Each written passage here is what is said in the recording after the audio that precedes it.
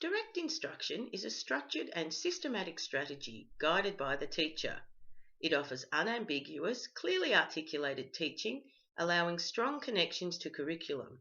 Effective direct instruction features concise language, brisk pace, clear explanation of learning goals, regular reviews, small steps, constant questions, and immediate corrective feedback.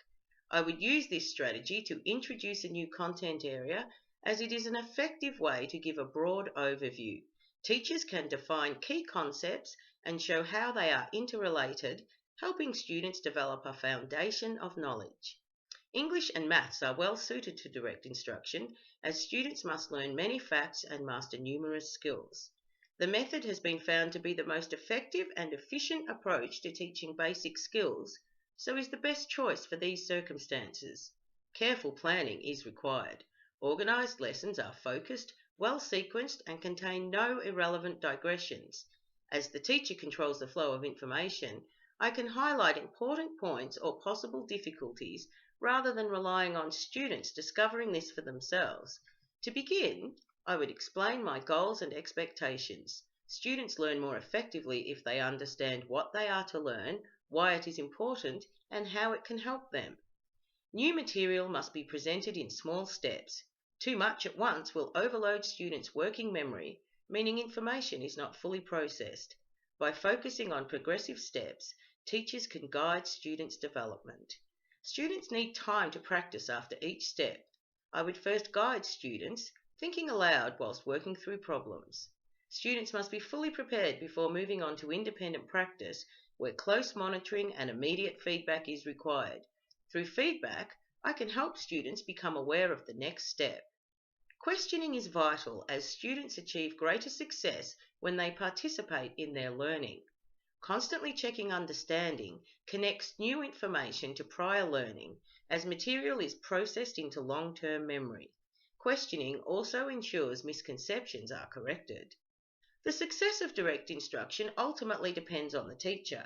Enthusiastic delivery will stimulate student interest. Should I become monotonous or confusing, it is likely students will disengage. As a teacher, I would not restrict myself to a single strategy. Inquiry-based learning follows a constructivist approach, emphasizing the process of learning and allowing students to construct their own understanding.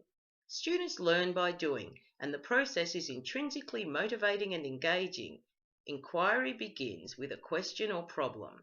Students then formulate questions to research, collect data or obtain supporting evidence, draw conclusions, and then reflect not only on what they have learned, but also upon the thinking processes used.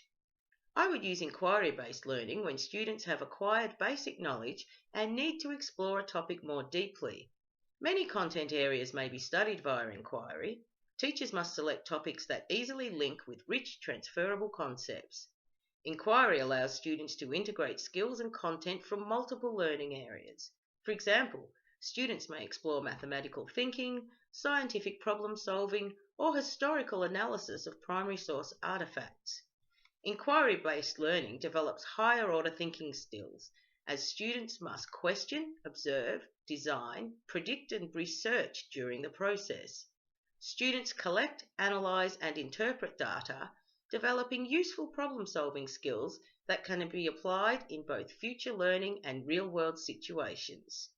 I must clearly articulate the thinking required to complete the inquiry, helping students develop a deep understanding of how they are learning, in addition to gaining content knowledge.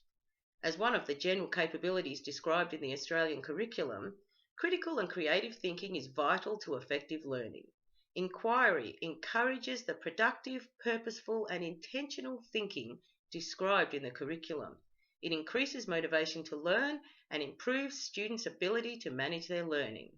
During inquiry-based learning, the teacher becomes a facilitator. Rather than supplying information, my role is to guide students as they discover knowledge and build understanding. Teachers should actively encourage thinking and provide space for students to formulate questions. Teachers then assist students to learn the strategies required to find answers. Rather than a minimally guided experience, effective inquiry should be highly structured and thoughtfully designed. As a teacher, I must create learning tasks that are connected to the disciplines, to students' lives, to the world, and that feature clear and achievable learning goals. In successful inquiry-based learning, both teachers and students are learners.